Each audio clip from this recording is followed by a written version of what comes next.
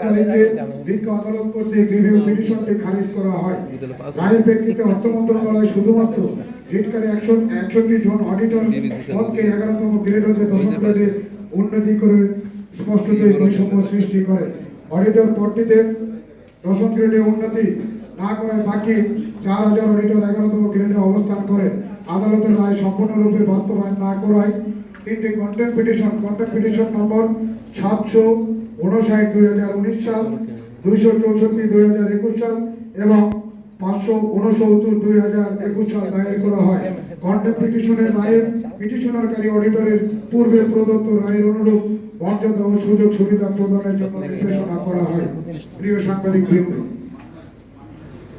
উক্ত রায়ের আলোকে এবং অর্থ মন্ত্রণালয় অর্থ বিভাগের স্মারক নম্বর 388 তারিখ 3/11/2013 খ্রিস্টাব্দ ও জনপ্রশাসনের স্মারক নম্বর 55/11/4/2018 খ্রিস্টাব্দের আলোকে অডিটর পদটিকে 11তম হতে 10ম গ্রেডে উন্নতিকরণের লক্ষ্যে পূর্বে যে 61 জন বাস্তবায়ন করা হয়েছিল তাদের নেই গত 8/8/2024 খ্রিস্টাব্দ তারিখে controller and audit general CAG মহোদয় বরাবর একটি স্মারকলিপি প্রদান করা হয়।